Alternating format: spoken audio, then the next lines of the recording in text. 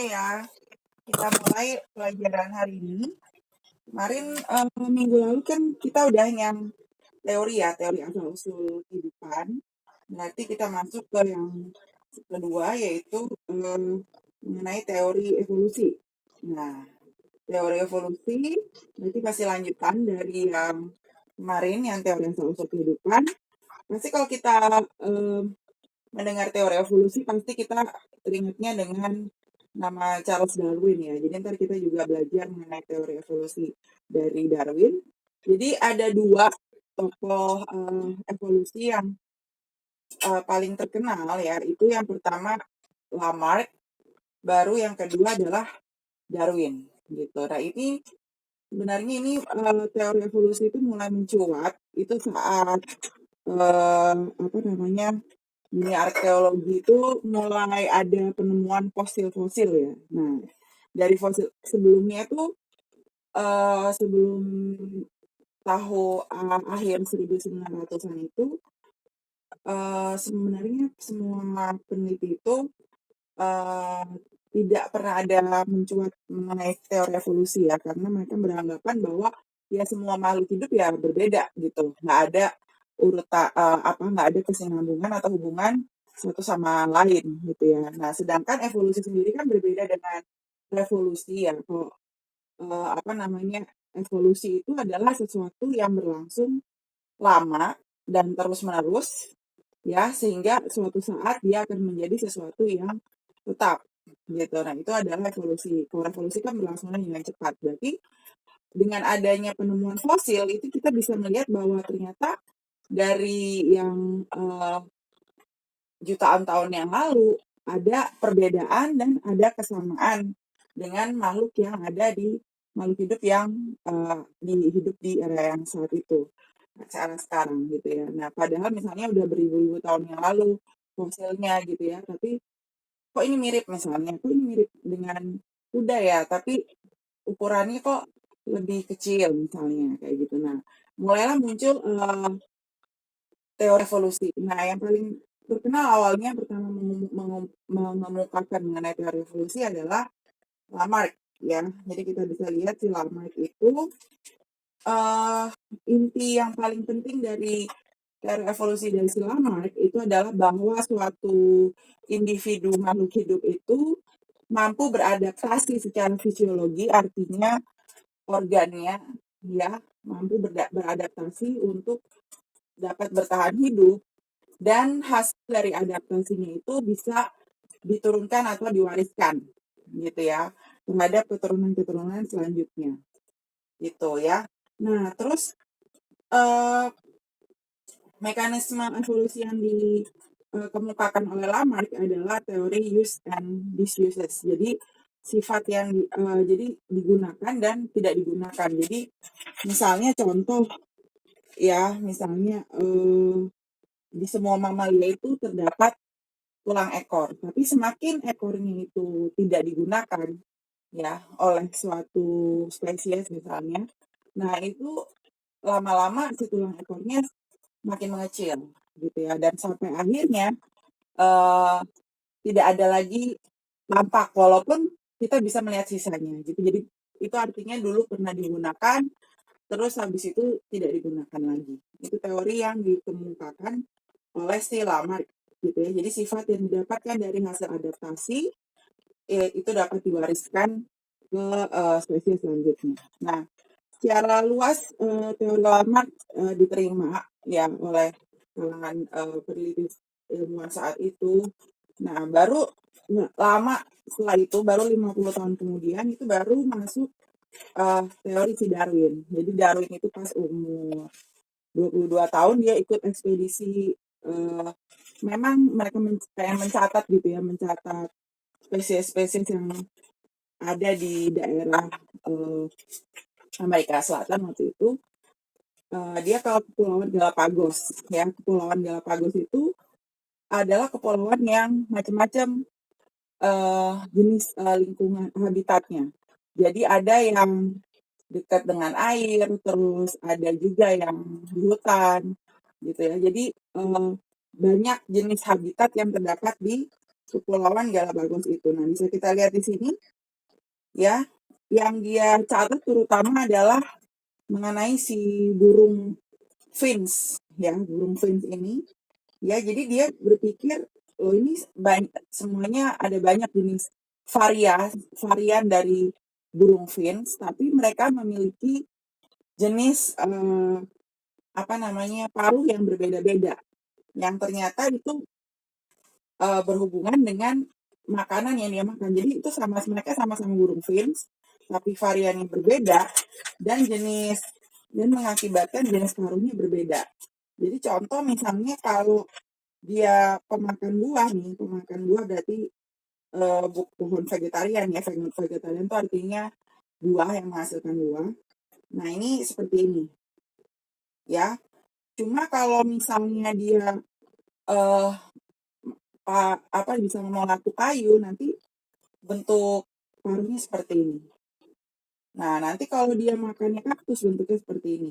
Jadi kenapa ada terjadi perbedaan-perbedaan itu yang dia temui berdasarkan jenis habitat yang dihuni oleh si burung tersebut gitu. Jadi dia beranggapan bahwa memang si burung finch ini walaupun dia dari satu, yaitu kemungkinan nenek moyangnya seperti ini, ternyata dia beriring dengan waktu dia bisa menghasilkan varian-varian yang berbeda tergantung dengan jenis makanannya gitu. Nah, kita bisa lihat ya dari sini memperlihatkan bahwa lingkungan yang berbeda dapat mengakibatkan perbedaan varian, terus variasinya itu bisa dalam bentuk tubuh dan tingkah laku gitu ya. Nah, kalau di evolusi Darwin ini selain adaptasi, dia juga menerima bahwa adaptasi itu memang bisa diturunkan, tapi ada faktor lain yang dulu tidak dikemukakan oleh si Lamarck, yaitu faktor lain yang Darwin ajukan. Itu faktor yang lebih penting adalah faktor seleksi alam gitu. Jadi menjadi sifat yang teradaptasi gitu ya. Nah, ini misalnya lanjut dulu ya, nanti kalau ada pertanyaan kita lanjut setelah si Darwin ini selesai.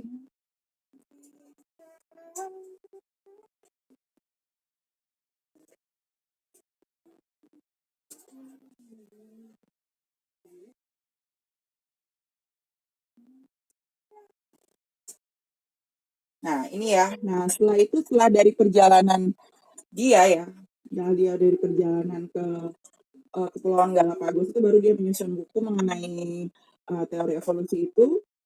Nah, jadi dia mengemukakan bahwa yang diturunkan itu bukan hanya didapat dari adaptasi, melainkan sebenarnya yang diturunkan itu hasil dari variasi yang terbentuk akibat adaptasi tersebut gitu. Jadi bukan dari satu terus habis itu masih satu hal yang sama tapi dia berubah karena adaptasi, terus adaptasi lagi berubah lagi, bukan. Tapi dari satu ya dia ternyata karena keadaan habitat yang berbeda-beda, mereka jadi mengakibatkan perbedaan variasi.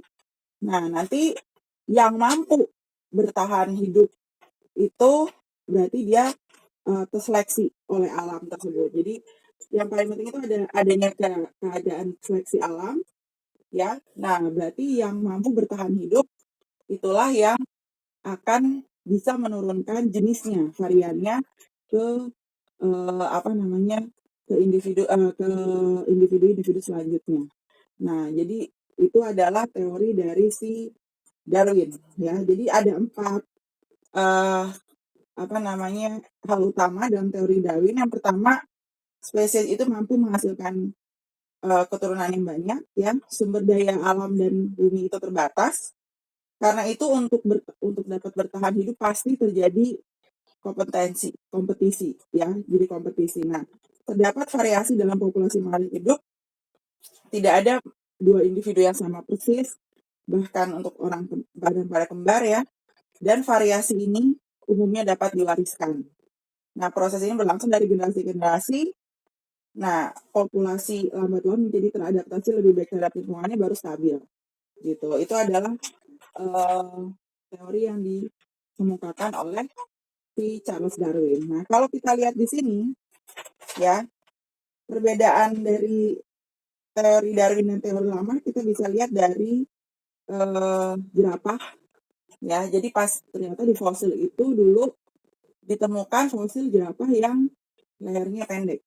Nah, kalau untuk si Lamarck, dia mengatakan bahwa pada saat itu, pada di masa lalu ya, pada saat hutannya itu mulai yang tumbuhan-tumbuhan yang di bawah itu mulai sedikit, mereka mau nggak mau harus makan daun dari tumbuhan yang lebih tinggi. Nah, ternyata makin lama nih lehernya itu makin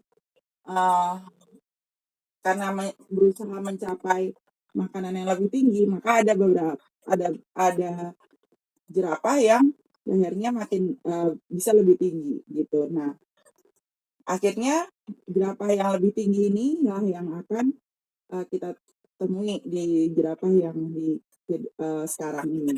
Beda dengan si teori Darwin, kalau teori Darwin mengatakan bahwa jerapah itu memang di dalam suatu populasi akan ada di mana ada jerapah yang lehernya pendek gitu. Jadi ada di dalam suatu populasi ada jerapah yang lehernya pendek dan ada jerapah yang lehernya panjang. Nah, tadinya mereka ada dua variasi berarti di situ ya, ada jerapah leher pendek dan jerapah leher panjang. Tetapi karena keadaan lingkungan yang berubah di mana yang bisa dia makan adalah tumbuhan-tumbuhan yang lebih tinggi, maka si jerapah yang jenisnya leher pendek tidak mampu untuk bertahan. Dan karena dia tidak mampu untuk bertahan, ya karena dia nggak ada makanan, berarti dia juga tidak mampu melakukan reproduksi. Sehingga makin lama tidak ada lagi jerapah yang berleher pendek karena dia berarti tidak survive ya.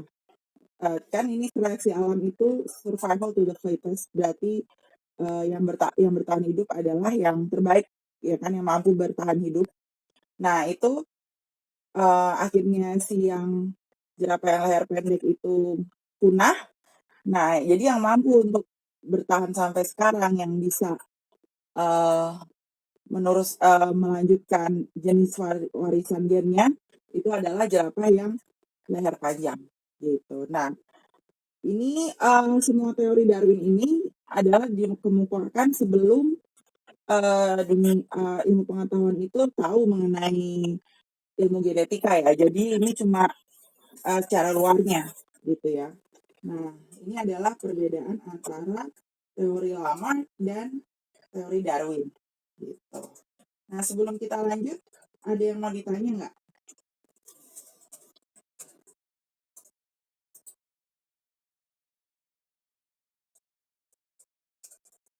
Kalau nggak ada, berarti kita lanjut ya.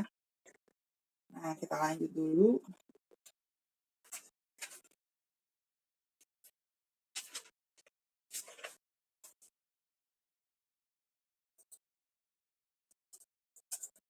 Nah, jadi itu ya, jadi yang jerapah itu yang harus biasa sering banget muncul ya, perbedaan antara teori Lamarck dan teori Darwin. Nah, sekarang kita lihat bukti-bukti dari adanya evolusi. Yang tadi Miss bilang, pertama yang memicu mereka mulai di kalangan ilmuwan mulai memperhitungkan mengenai teori evolusi adalah adanya fosil. Waktu itu sangat berkembang pesat ya dunia arkeologi, terutama adalah ini fosil dari kuda. Nah, fosil dari kuda kita lihat ya. Jadi dia itu fosil kuda itu adalah satu-satunya fosil yang paling lengkap dari zaman 5.000 tahun yang lalu sampai sekarang dia fosilnya ditemukan paling lengkap. Jadi ini dulu awalnya kita bisa lihat yang paling bawah itu awalnya. Jadi dulu tuh ukurannya lebih kecil si kuda ya. Terus habis itu makin lama ini di zaman yang sekarang ini juga nggak begitu hafal ya periode geologi. Ini ada Eosin, Oligosin ya.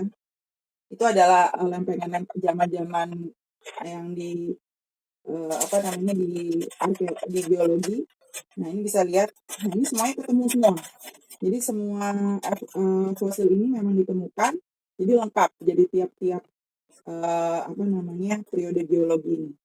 Nah ternyata kita bisa lihat ada kesamaan, ada perbedaan yang dari awalnya kakinya lebih pendek, sekarang lebih panjang karena dia kakinya, ototnya dipakai untuk lari dan seterusnya. Ya, dan sekarang ukurannya lebih besar dari yang awal gitu. Ini adalah salah satu contoh fosil ya, fosil kuda.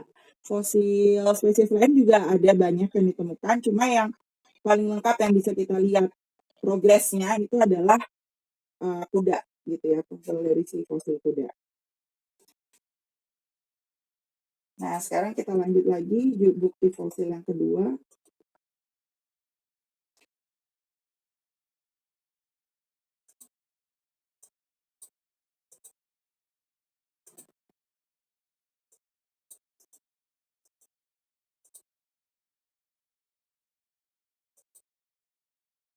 Nah, bukti selain fosil juga ada yang namanya istilah homologi.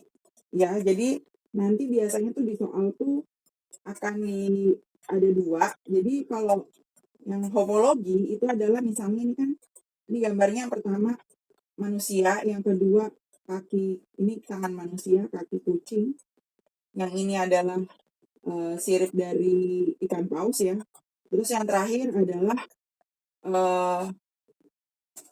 sayap dari kelawar gitu. Nah, ternyata ini kan semua kesamaan dari manusia, kucing, terus paus dan kelawar adalah mereka semua adalah mamalia.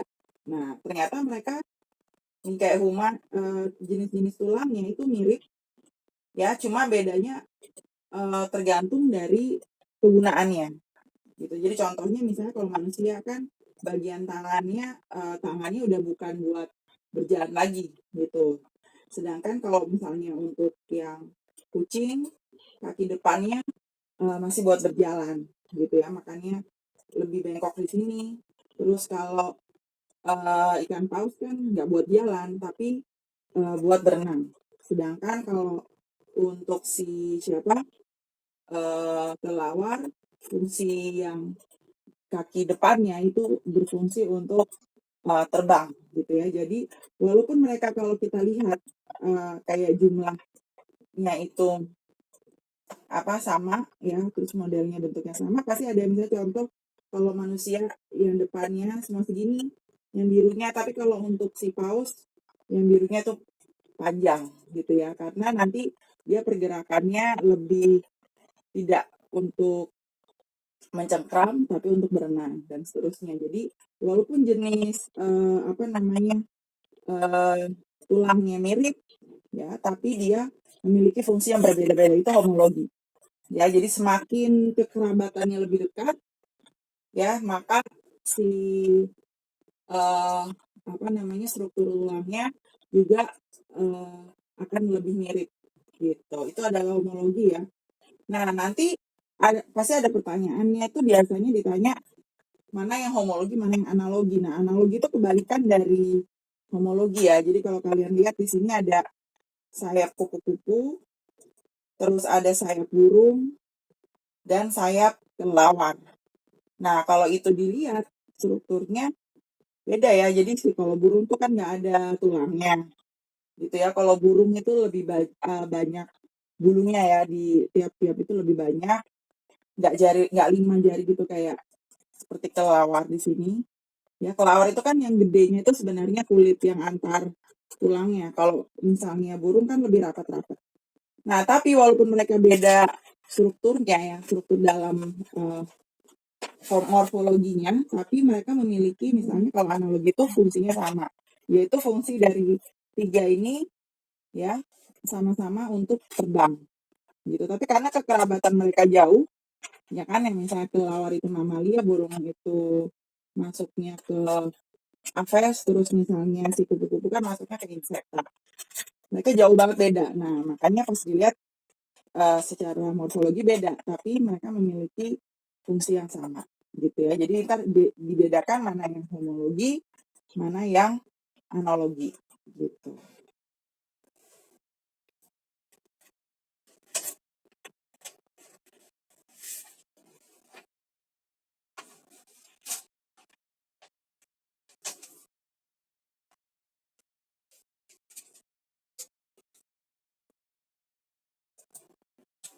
Nah, terus bukti evolusi yang kedua adalah eh, embrio ya dari berbagai macam spesies, bahkan yang berbeda kelasnya ya, jadi nggak cuma kelas mamalia aja. Di sini kita bisa lihat ada kelas apa namanya Pisces, terus reptil ya, terus habis itu Aves dan mamalia yang terakhir nih, kelinci dan manusia gitu. Nah, kita bisa lihat awalnya dari embrio itu mirip. Nah, nanti baru pas tahapan selanjutnya, misalnya setelah berapa bulan, kita lihat kalau ikan masih agak mirip dengan salamander ya. Cuma kalau kura-kura, nah ini udah agak beda nih. Nah, karena pasti si ikan dan salamander itu kan masih di laut ya. Nah, kalau kura-kura, burung itu udah mulai di darat, ada yang di darat ya. Kalau kura-kura kan cuma dalam nggak 100% di air ya kan.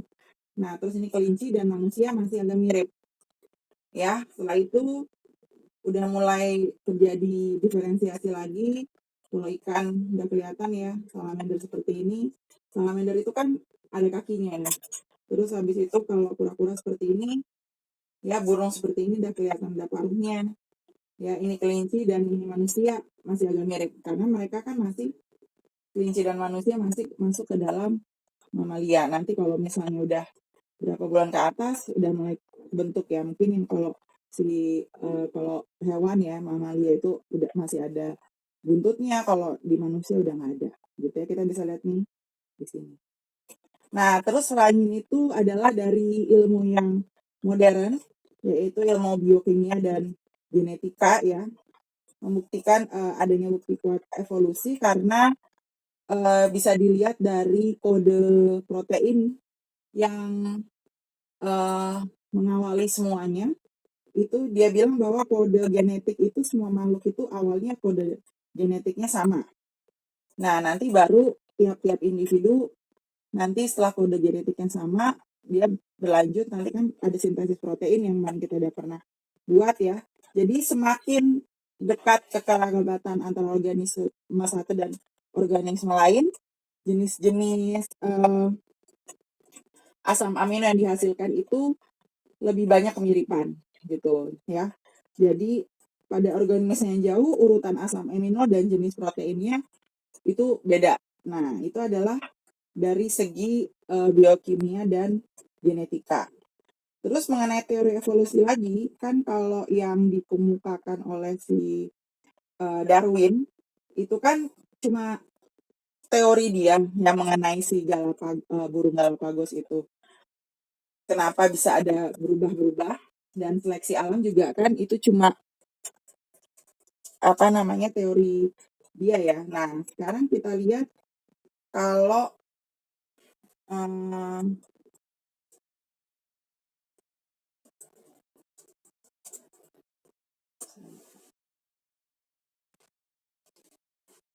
mengenai yang bisa dilihat sendiri kasusnya, berarti di dunia sekarang ya, yang lebih baru gitu.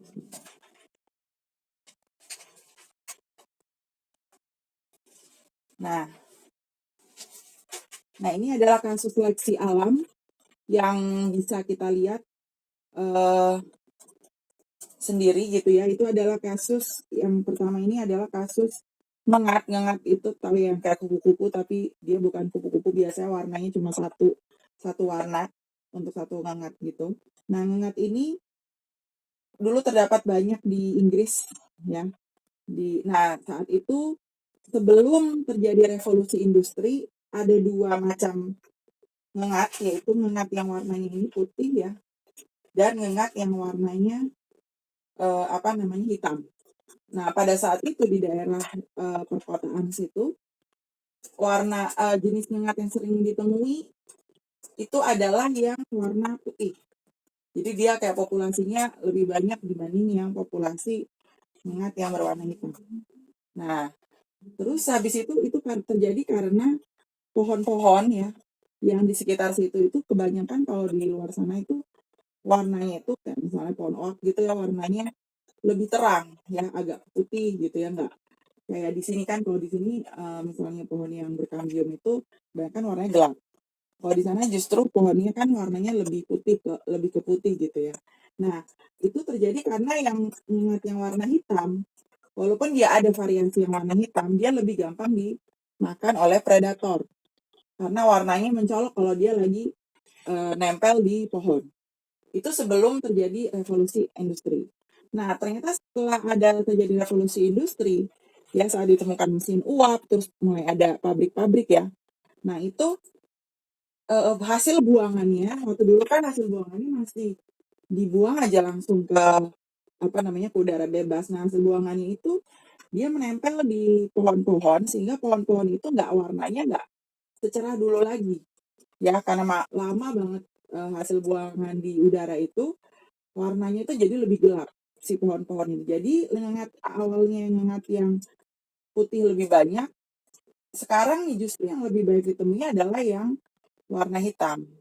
Yang lebih warna hitam. Kenapa? Karena kebalik jadinya. Jadi justru yang warna putih itu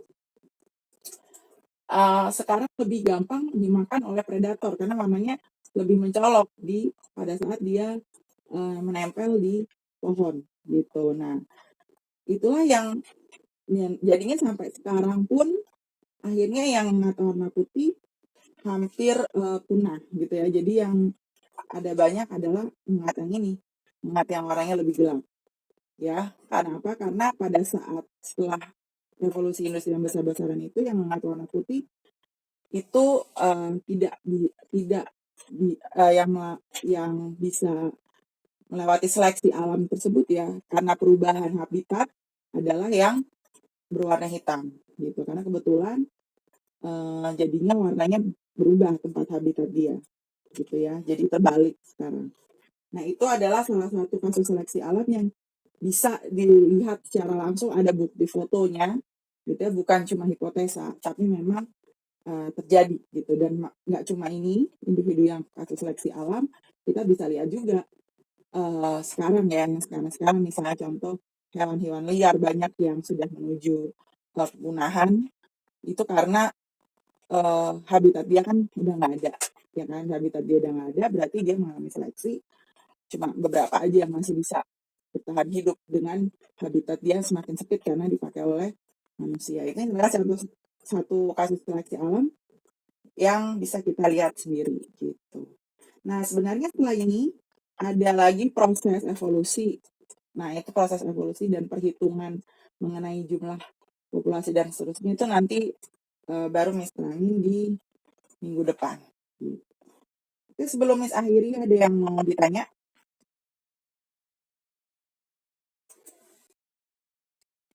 Ya, nggak ada ya. Berarti kalau gitu, oke.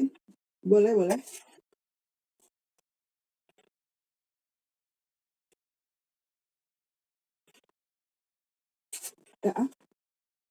Bukan berubah, itu bukan berubah warna, tapi yang putih. Kenapa? Berubah warna. Oh iya. Jadi itu kan kalau yang betul. Kalau yang ini yang hangat berubah warna atau pernah terjadi?